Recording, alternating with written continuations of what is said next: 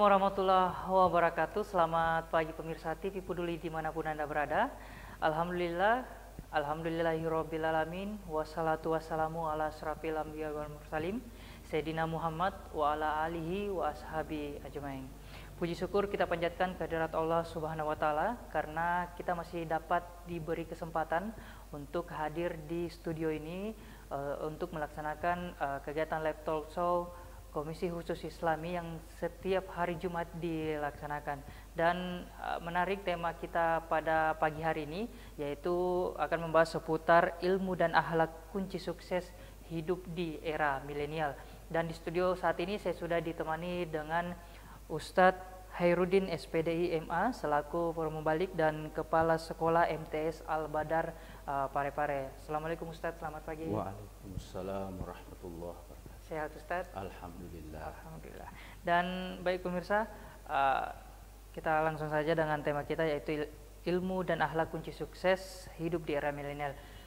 Mohon pencerahannya Ustadz tentang tema kita pada pagi hari ini. Alhamdulillah. Alhamdulillahirabbil alamin. Wassalatu wassalamu ala asyrafil anbiya'i wal mursalin Sayyidina wa maulana Muhammadin wa ala alihi wa ashabihi ajma'in. Amma ba'd. Qala Allah Ta'ala fi surah Al-Mujadalah al-ayah 11. A'udzu billahi minasyaitonir rajim. Bismillahirrahmanirrahim. Yarfa'illahu alladhina amanu minkum walladhina utul 'ilma darajat. Wa qala aidan fi surah Al-Qalam al-ayah 4. A'udzu billahi minasyaitonir rajim. Bismillahirrahmanirrahim. Wa innaka la'ala khulqin 'adzim. Sadaqallahul aliyyul 'adzim. Pemirsa TV Peduli yang kami muliakan, alhamdulillah pada hari ini kami akan mencoba mengangkat tema tentang ilmu dan akhlak sebagai kunci hidup sukses di era milenial. Mengingat di masa-masa sekarang di era digital tentunya anak-anak kita tidak terlepas dari namanya perkembangan teknologi, ya, sampai bisa disimpulkan bahwa dunia sekarang kalau bisa dikatakan sempit. Ya, dunia kita sekarang sempit karena hitungan menit, hitungan detik, apapun yang terjadi di dunia ini langsung bisa tersebar. Nah, jadi seperti yang sekarang ini kan virus corona. Nah, itu sampai sekarang kan data terakhir kalau tidak salah perharinya itu 1.700 yang kena virus, dan perharinya itu bisa memakan korban sampai 100 lebih orang setiap harinya. Nah, jadi dalam hal ini oleh karena itu dibutuhkan ilmu dan akhlak. Allah sudah memberikan gambaran dalam Al-Quran bahwa Allah akan mengangkat derajat orang yang beriman dan memiliki ilmu dengan beberapa derajat. Seperti firman-Nya tadi, Allah menggunakan kalimat kata darajat. Darajat artinya bentuk jamak yang artinya banyak, bahwa Allah akan mengangkat derajat orang yang memiliki ilmu. Memiliki ilmu. Tidak usah jauh-jauh, kita lihat saja contoh kecil di sekitar kita. Po imam ketika diundang barasanji, maka yang diperoleh adalah kepala kambing, kepala sapi. Itu buktinya bahwa karena ilmunya lah sehingga diberikan penghargaan seperti itu. Itu contoh kecil. Nah, tidak menutup kemungkinan kalau kita mau ambil contoh-contoh yang lain, beberapa pakar-pakar kita yang sukses karena ilmunya. Ada dosen apa, profesor semua segala macam itu, ya itu karena ilmunya sampai derajatnya diangkat oleh Allah. Tapi ilmu tidak cukup. Nah, apa artinya ilmu tinggi kalau akhlak tidak ada? Nah, sekarang kita bisa melihat berapa banyak pejabat yang ternyata memiliki ilmu, tapi ketika mereka menempati sebuah jabatan, lalu kemudian dia tidak melayani dengan baik terhadap rakyatnya, akhlaknya mungkin kurang baik terhadap rakyatnya, maka apa yang terjadi setelah pensiun? Kita lihat mungkin orang tidak peduli lagi. Kenapa? Karena akhlak tidak ada.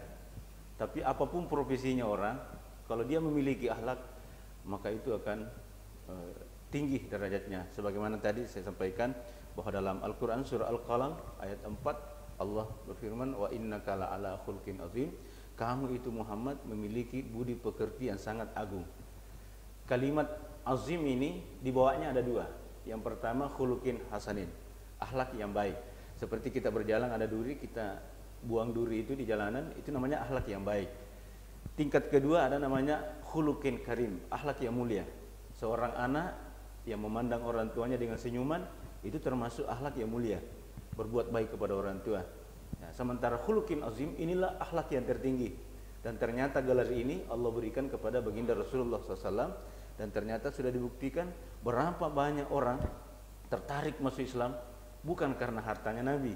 Nabi tidak punya harta. Bukan karena wibawanya Nabi sebagai seorang pemimpin. Tapi ternyata orang tertarik masuk Islam karena Rasulullah memperlihatkan akhlak yang sangat mulia, agung itu, sebagaimana firman Allah dalam surah Al-Qalam. Ya, baik, dan baik Ustaz, menarik tadi pencerahan dari Ustaz. Dan yang ingin saya tanyakan nih Ustaz, apa sih perbedaan antara ilmu dan akhlak ini? Nah, ilmu ini kan dalam kehidupan sehari-hari kita memang membutuhkan ilmu, karena segala sesuatunya itu harus kita tahu. Orang kerja di bengkel pasti ada ilmunya. Orang di pasar pun menjual di pasar pasti ada ilmunya. Kenapa? Karena ilmu ini, ketika kita mengetahui ilmu suatu pekerjaan itu, maka disinilah bisa kita meraih kesuksesan itu. Tapi kesuksesan dengan ilmu itu kan sifatnya sementara. Nah, tapi ketika dibarengi dengan akhlak, maka apapun profesi kita, kalau dibarengi dengan akhlak, maka kesuksesan itu akan bertahan lama. Nah, itu yang diharapkan. Jadi ketika ilmu itu berbicara tentang pengetahuan, maka akhlak ini berbicara tentang perilaku. Jadi akhlak, perilaku sangat menentukan, sangat ditunjang oleh ilmu yang kita miliki.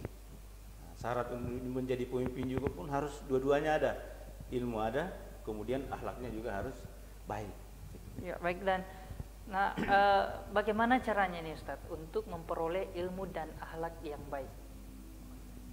Jadi memang sekarang ini kan kita butuhkan pendidikan karakter. Apalagi di era masa sekarang ini, kita lihat generasi-generasi kita, okelah, luar biasa. Dari segi macam ilmu, anak-anak kita dengan mudahnya memperoleh ilmu itu. Bahkan saya punya pengalaman pribadi ketika saya di SMK 1, itu tiba-tiba kok ada anak-anak yang bertanya, Ustaz, mau tanya, itu kalau sholat lalu kemudian kentut batal apa tidak? Saya jawab, jelas batal. Nah, kalau batal Ustaz berarti harus wudhu kembali. Ya jelas, itu memang aturan agama. Nah, tiba-tiba kok dia berkata kepada saya, disinilah salahnya agama. Wah, saya kaget. Kok anak seperti SMK seperti ini berani menyalahkan agama? Saya bilang, di mana salahnya, nak? Nah, dia memberikan penjelasan kepada saya, yang kentut kan pantat saya. Tapi kenapa pada saat wudhu, mulai dari cuci tangan sampai cuci kaki, pantat tidak dicuci, yang kentut pantat? Wah, analisa saya, oh berarti anak ini memakai logika, berarti dia berilmu. Tapi dari segi akhlak, ya, dia kan tidak punya akhlak. Kenapa? Karena berani menyalahkan agama. Agama kan tidak mungkin salah, karena agama itu wahyu dari Allah. Makanya yang seperti inilah perlu kita sampaikan bahwa anak ini memang harus berakhlak. Waktu itu karena saya bilang anak ini pakai logika, saya juga pakai logika. Saya tanya, nak, waktumu tadi sholat lalu kemudian kentu itu bagaimana posisi keadaan? Dia bilang ketawa sama teman saya. Nah, ini saya tanya, waktu itu kamu ketawa, apa kamunya malu, pantat atau muka? Nah, baru dia tercengang berpikir, wah betul juga kalau begitu. Nah, makanya saya bilang, nak, muka yang dicuci karena muka yang malu, pantat tidak dicuci karena dia tidak memiliki malu. Itulah saya katakan tadi bahwa antara ilmu dan akhlak memang tidak bisa dipisahkan. Baik Ustaz, dan pemirsa, menarik sekali perbincangan kami dengan Ustaz pada pagi hari ini.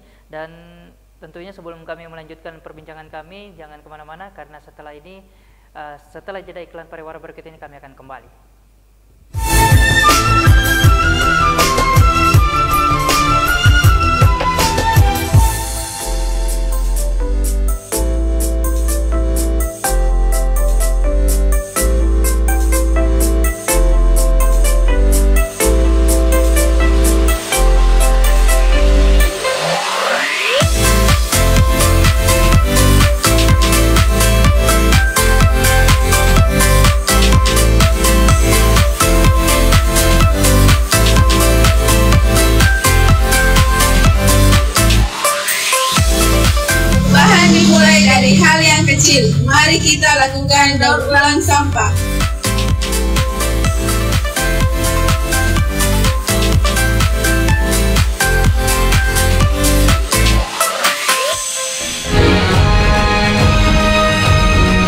Assalamualaikum warahmatullahi wabarakatuh. Saya Ohar Manikam. Saya Sugerto. Saya Trianti Sulaiman. Saya Sultan Hasanah. Hadir di layar televisi Anda dengan suguhan informasi yang telah dirangkum tim redaksi kami. Kita mulai news update selengkapnya.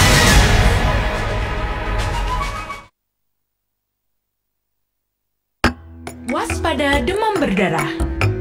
Nyamuk Aedes berkembang di tempat penampungan air bersih. Nyamuk bertelur 100 sampai 300 butir di air. Telur nyamuk bisa bertahan selama 6 bulan di tempat kering. Dalam 2 hari, telur menjadi jentik nyamuk. Nyamuk Aedes menggigit manusia pada saat pagi dan sore. Jika mengalami panas tinggi selama 2 hari, keluar bintik merah di kulit, dan nyeri pada ulu hati, segera periksa ke puskesmas atau fasilitas pelayanan kesehatan lainnya. Fogging hanya membunuh nyamuk dewasa. Cegah demam berdarah dengan PSN melalui 3M+. Menguras tempat penampungan air, disikat agar telur nyamuk yang menempel hilang.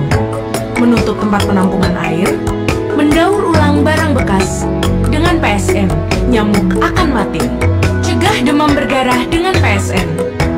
Cara keren cegah demam berdarah.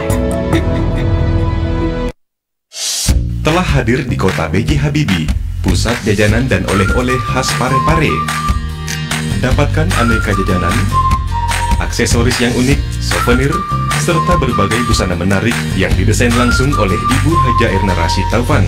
Bagi Anda yang berkunjung ke kota Parepare, kurang lengkap rasanya jika Anda belum berkunjung ke pusat jajanan oleh-oleh khas Parepare. Semua tersedia di Balai Ainun Habibie. Peduli FM. Pendengar, mari kenalan lebih dekat dengan kami. Klik tombol like di Facebook fanpage Radio Peduli 96,9 FM dan live streaming di rpp.pareparekota.go.id atau dengarkan kita juga melalui aplikasi RDio. Download aplikasinya di Play Store secara gratis. On your radio, on your mobile, and Online. your number one hit music station. 96.9 Radio Peduli FM. Kebersihan lingkungan, cegah terjadinya banjir. Lingkungan yang bersih adalah lingkungan yang terawat. Bagaimana jika kita tidak merawat lingkungan kita?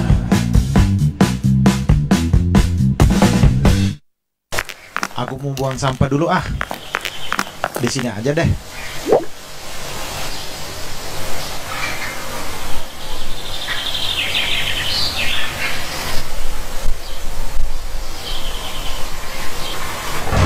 Waduh, mendung. Pulang aja deh.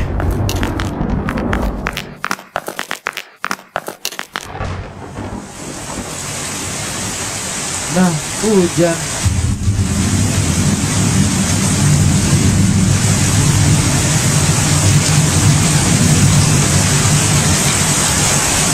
Waduh, kebanjiran.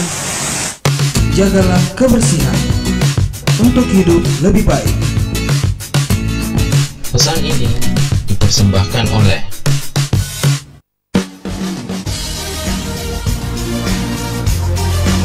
Reboisasi adalah penanaman kembali hutan yang telah gundul akibat bencana alam ataupun akibat dari penebangan hutan secara liar.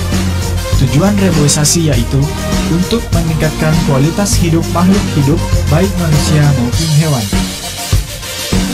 Reboisasi dapat membantu mengurangi polusi, terutama polusi udara akibat asap kendaraan baik roda 2 maupun roda 4. Manfaat reboisasi lainnya adalah untuk meningkatkan sumber daya alam, menurunkan efek pemanasan global, mencegah bencana alam seperti longsor dan banjir, serta mengembalikan fungsi hutan.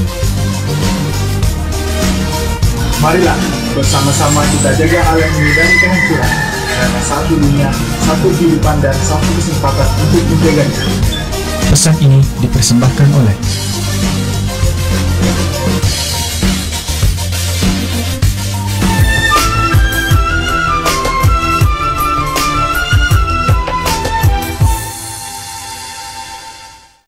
Terima Terima kasih masih tetap bersama kami pemirsa TV Peduli dimanapun Anda berada, dan masih tetap bersama saya Yusriyadi Sugiarto, dan saya ditemani dengan Ustadz Hairudin SPDI MA, di mana membahas tema seputar ilmu dan akhlak kunci sukses hidup di era milenial. Dan baik Ustadz, pertanyaan saya selanjutnya ini mengenai bagaimana Ustadz melihat anak-anak di generasi sekarang atau di era sekarang, dan ada apa sih dengan mereka saat ini, Ustaz? Jadi memang sekarang di era sekarang ini anak-anak perlu berhati-hati dalam bermedsos, karena tentu tidak menutup kemungkinan ketika dia ada ujaran-ujaran kebencian, ada berita-berita hoax, itu yang sekarang ini memang perlu difilter. Tentu filternya ini tidak lain dan tidak bukan tentunya kembali kepada agama. Agama memberikan petunjuk yang jelas. Agama memberikan jalan keluar dari masalah-masalah yang terjadi seperti sekarang. Jadi saya sangat termasuk orang yang sangat setuju ketika pemerintah kota memiliki program pendidikan karakter pesantren, yang mana anak-anak SMP yang sebentar lagi akan melanjutkan studinya ke tingkat SMA, SMK, dia harus tinggal mondok dulu. Dalam artian bahwa tinggalnya beberapa hari di pondok ini minimal anak-anak bisa mempelajari, melihat bahwa bagaimana sebenarnya pembinaan karakter itu. Apalagi kan melihat sekarang ini memang anak-anak perlu sama sekali dibentengi. Hasil penelitian saya dengan beberapa pakar pendidikan di Parepare ini, anak-anak sudah banyak yang menghisap menghisap lem gitu ya. Jadi generasi-generasi kita kalau tidak diselamatkan, tentu siapa lagi nanti yang akan membawa generasi kita kalau bukan kita yang memang memiliki perhatian khusus. Tentu ada kerjasama antara pihak pemerintah dengan pihak yang terkait, dan alhamdulillah selama ini kami sebagai tempat di mana anak-anak SMP ini berada, kami mempelajari bahwa ternyata memang watak anak-anak kita memang berbeda, dan dari perbedaan itu ketika kita dekati mereka sebenarnya ada peluang untuk diperbaiki. Jadi tidak ada bahwa istilah kata-kata tertutup dalam memperbaiki generasi. Jadi di era milenial sekarang ini memang porsi untuk anak-anak generasi kita harus lebih banyak diberikan pemahaman tentang agama. Alhamdulillah saya syukur juga sudah ada majelis anak saleh yang kebetulan masuk di sekolah-sekolah mulai dari SD dan SMP. Mudah-mudahan ini juga bagian bagaimana kita menjaga generasi dari hal-hal yang tidak sesuai dengan agama. Jadi mulai dari SD, mulai dari SMP, anak-anak memang sudah dibentengi. Jadi kalau kita tidak masuk ke wilayah sekolah untuk memperbaiki, karena kalau dilihat sekarang kan hanya kalau jam pendidikan agama saya kira hanya beberapa. Jadi sekarang itu tidak cukup, apalagi di masa-masa sekarang ini yang mana sifatnya bahwa informasi itu terlalu cepat masuk, maka harus dibentengi dengan sekian banyak juga tentang agama. Insya Allah dengan agama ini taribat syadakah kata Nabi, hidupmu akan sukses. Tentu agama ini berasal dari bagaimana kita bisa menguasai ilmu pengetahuan dan bagaimana kita bisa memberikan akhlak, karena akhlak inilah yang menjadi contoh buat generasi-generasi kita. Ya, baik. Jadi ini juga, jadi bagaimana sih Ustadz, atau kita mau mulai dari mana nih untuk mulai mendidik generasi muda saat ini, yang bisa dibilang generasi muda saat ini dimanjakan dengan teknologi. Apapun yang mereka inginkan itu cepat mereka ketahui. Bagaimana cara mulai mendidik generasi-generasi saat ini, Ustaz? Yang mungkin bisa dibilang juga wataknya yang bisa dibilang keras-keras akibat pengaruh teknologi ini. Silakan, Ustaz. Jadi dalam agama sebenarnya kita sudah diajarkan bahwa mendidik anak itu bukan pada saat hanya lahir, tapi anak-anak dididik sebelum dia lahir. Makanya ada hadis Nabi mengatakan adibu auladakum qabla wiladati. Jadi didilah anakmu sebelum dia lahir. Nah, tentunya ibu-ibu pada saat hamil, di sini dia dibutuhkan bagaimana dia sering-sering mengadakan pendekatan kepada Allah, sering-sering membaca ayat Al-Quran, sering-sering membacakan salawat, dengan akhirnya nanti akan kelahirlah generasi-generasi yang Islami. Nah, untuk yang sekarang, karena generasi kita mungkin bisa dikatakan tadi agak keras, agak susah diatur, saya kira banyak hal-hal yang bisa dilakukan, karena segala sesuatu itu tidak ada yang tidak bisa berubah kalau kita punya keinginan kuat. Jadi dalam Al-Quran, innallaha la yughayyiru ma biqaumin hatta yughayyiru ma bi anfusihim. Jadi tidak akan berubah satu kaum itu kecuali kaum itu mau merubah dirinya sendiri. Nah, bagaimana caranya merubah? Tentu banyak cara. Para ulama kita banyak yang disampaikan. Termasuk yang pernah waktu saya ke Surabaya, saya pernah ketemu dengan seorang kiai. Saya sempat tanyakan, kok bisa sampai santrinya puluhan ribu? Rahasianya apa? Dan kayaknya kok santrinya sopan-sopan. Kita datang dihargai, kayak presiden dijemput. Padahal kita ini hanya mau melihat situasi, tapi kok akhlaknya sangat luar biasa. Nah, saya waktu itu mendapatkan ilmu bahwa ternyata anak itu bisa dirubah dengan menggunakan air hujan.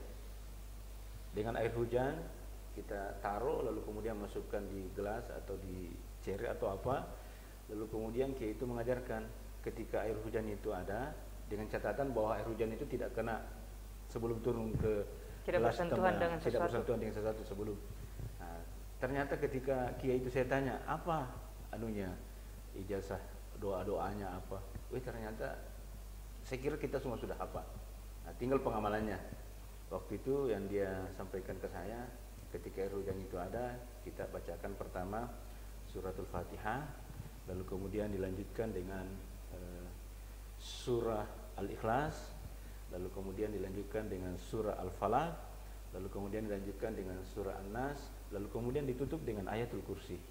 Saya kira 5 ini mudah untuk dikuasai, mudah untuk dihafal, tinggal pengamalannya.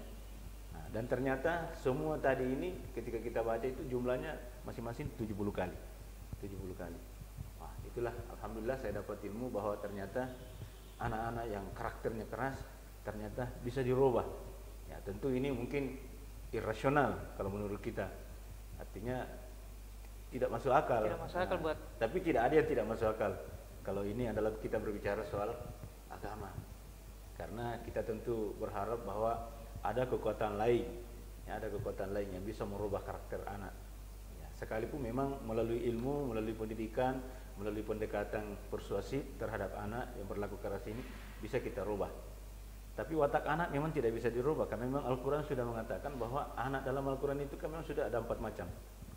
Ada memang Allah yang sudah menjelaskan, jadi itu tidak bisa dirubah lagi. Yang pertama ada namanya anak zina. Zina ini dalam bahasa Arab artinya perhiasan. Jadi anak ada memang anak yang menjadi perhiasan bagi orang tua dan keluarganya. Nah, contoh, ketika orang tuanya diundang ke sekolah, nah, ternyata orang tuanya kaget, kenapa saya dipanggil ke sekolah? Ada pengesalan apa? Ternyata anaknya dapat prestasi. Nah, itu berarti jadi perhiasan bagi orang tua. Yang kedua ada anak aduun. Nah, ini yang berbahaya. Jadi ada anak yang memang menjadi musuh bagi orang tuanya. Nah, tentu yang kita tidak harapkan ini. Nah, yang ketiga ada anak fitnah. Fitnah itu dalam artian bahwa ujian. Ada anak tidak mau ke sekolah karena keinginannya mau dibelikan motor. Catatannya kalau ada motor rajin ke sekolah. Ternyata setelah dibelikan motor lewat dari sekolah, justru tidak ingin sekolah. Nah, berarti ini fitnah. Nah, yang paling bagus yang terakhir ada anak qurratu a'yun. Nah, sering kita doakan itu, Rabbana hablana min azwajina wa dzurriyyatina qurrata a'yun. Nah, jadi qurrata a'yun ini yang kita harapkan, anak yang menjadi permata hati bagi orang tuanya. Bukan sekedar baik, tapi pada saat orang tuanya hidup sopan, pada saat orang tuanya meninggal tetap berbuat baik kepada orang tuanya. Nah, tentu ini yang sangat kita harapkan, mengharapkan anak yang qurratu a'yun. Jadi saya kira begitu. Insya Allah tidak ada anak-anak yang keras tidak bisa dirubah. Masya Allah, betul sekali Ustaz. Dan menyangkut dengan tema kita juga ini Ustaz, ilmu dan akhlak menuju kunci sukses hidup di era milenial. Apa saja sih akhlak-akhlak yang baik dan apa saja akhlak yang tidak baik yang bisa menjauhkan kita dari kunci sukses di era sekarang ini Ustaz?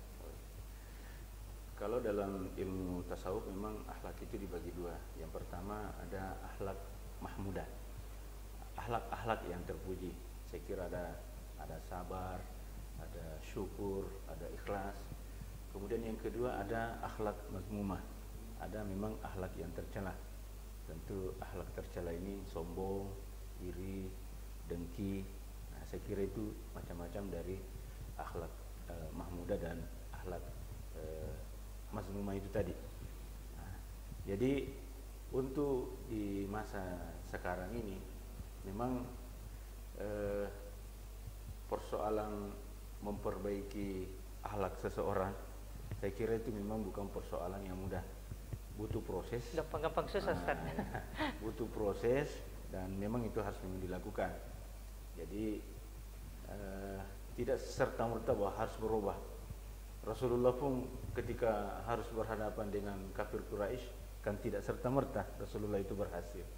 Tapi melalui banyak macam rintangan sampai Rasulullah pun berdarah, dilempari kotoran apa semuanya. Tapi justru Rasulullah memperlihatkan dengan membalas akhlak yang mazmumah tadi dengan akhlakul mahmudah. Dan inilah yang membuat orang menjadi tertarik dengan Islam. Dan begitulah seharusnya yang kita lakukan. Apa yang dilakukan Rasulullah itulah juga yang harus kita lakukan, sehingga kita nanti akan berhasil dalam proses perubahan untuk merubah dari akhlak yang mazmumah menuju ke akhlak yang mahmudah itu kan. Ya, baik Ustaz. Dan baik pemirsa, jangan kemana-mana karena setelah ini kami akan kembali.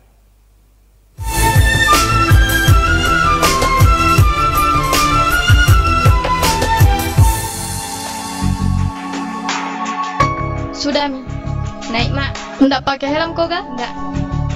Mau kok ga pulang? Iya. Nggak pakai helm Mi? Iya, tidak pakai helm Mi. Ay, satu helm. Demi keselamatan bersama, kita wajib menyiapkan kelengkapan saat berkendara. Yuk simak tips yang satu ini.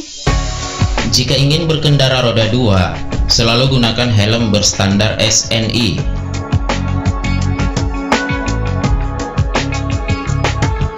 Pastikan untuk memasang pengikat helm dengan kencang agar tidak mudah terlepas. Jangan menggunakan handphone pada saat berkendara. Nyalakan lampu depan pada siang hari. Periksa kelengkapan surat-surat kendaraan Anda. Mari kita jaga keselamatan bersama dan tertib berlalu lintas. Oh iya, Pika dulu pada ambil helm nah. Ya. Dipersembahkan oleh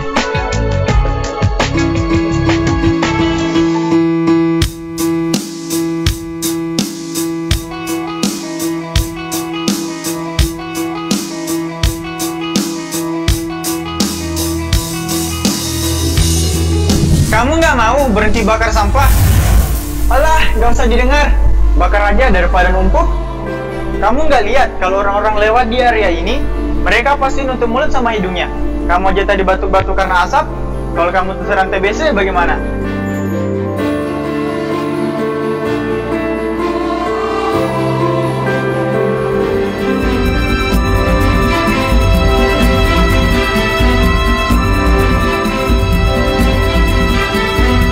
pesan ini dipersembahkan oleh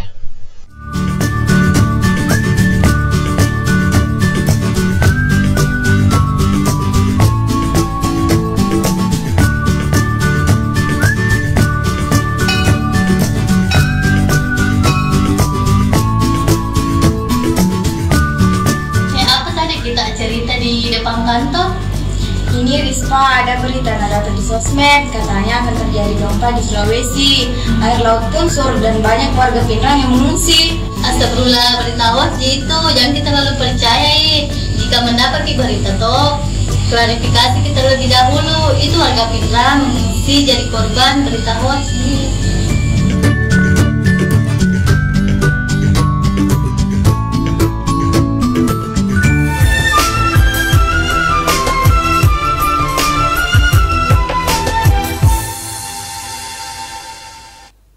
Ya, baik pemirsa TV Peduli dimanapun Anda berada, kembali lagi dalam live talkshow TV Peduli Komisi Khusus Islami yang dilaksanakan setiap hari Jumat. Dan Kita sudah berada pada segmen terakhir, namun sebelum saya menutup masih ada beberapa pertanyaan yang ingin saya tanyakan kepada Ustadz, yaitu menyangkut juga era milenial saat ini Ustadz, dan terpaut juga dengan tema kita yaitu ilmu dan akhlak.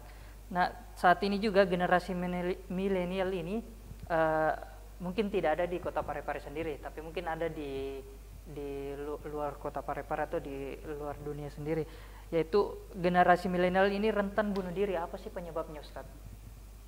Ya, itulah jadi anak-anak kalau tidak dibentengi dengan agama, tidak dibentengi dengan iman, maka itulah yang akan terjadi. Mereka akan labil. Hanya mungkin persoalan-persoalan putus cinta, hanya persoalan-persoalan ekonomi, sampai mereka ingin mengakhiri hidupnya dengan bunuh diri, menganggap bahwa persoalan itu sudah selesai, padahal sebenarnya justru akan menambah banyak masalah dengan melakukan hal-hal seperti itu. Jadi fenomena bunuh diri ini, tentu kita harus antisipasi. Tentu tadi itu generasi kita ini memang harus diperbanyak untuk memahami tentang agama itu. Bunuh diri itu bukan solusi terbaik dari setiap penyelesaian masalah. Tidak ada masalah yang tidak selesai kalau memang tidak diselesaikan secara agama. Insya Allah dengan bekal agama, anak-anak kita akan terhindar dari hal-hal seperti itu. Ya, baik Ustaz. Intinya kita kembali kepada ajaran agama kita Ustaz ya. Dan baik, sebelum saya menutup perjumpaan kita pada pagi hari ini Ustaz, mungkin ada pesan yang ingin disampaikan kepada masyarakat di kota Parepare ini Ustaz, terkait tema kita pada pagi hari ini. Silakan Ustaz. Jadi untuk masyarakat Parepare secara keseluruhan, karena kita ini memiliki generasi masing-masing, tentu tidaklah cukup generasi itu dijaga hanya di ruang lingkup sekolah, tapi tentu ada keluarga juga bertanggung jawab terhadap generasi kita. Itulah sebabnya dalam Al-Quran Allah yang sudah menjelaskan ku ampusakum wa ahlikum nara. Jadi di samping kita menjaga diri kita diwajibkan oleh Allah untuk menjaga keluarga kita, dan termasuk yang paling rentan di antara keluarga kita adalah generasi kita. Jadi tentu kalau hanya mengharapkan sekolah dan itu tidak cukup.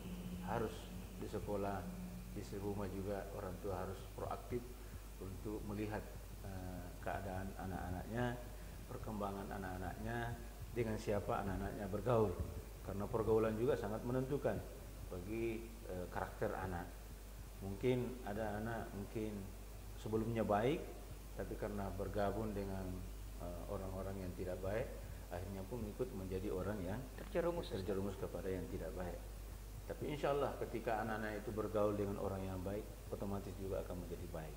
Saya kira begitu. Ya baik Ustaz, dan menarik sekali perbincangan kita pada pagi hari ini pemirsa. Dan sebelum saya menutup perjumpaan kita pada pagi hari ini, saya tadi mengambil ucapan dari Ustaz sendiri ini, yaitu apa artinya ilmu tinggi namun akhlak tidak ada. Jadi kembalilah kepada ajaran agama kita. Dan mewakili seluruh kerabat kerja yang bertugas, saya Yusriadi Sugiarto pamit undur diri. Wassalamualaikum dan sampai jumpa.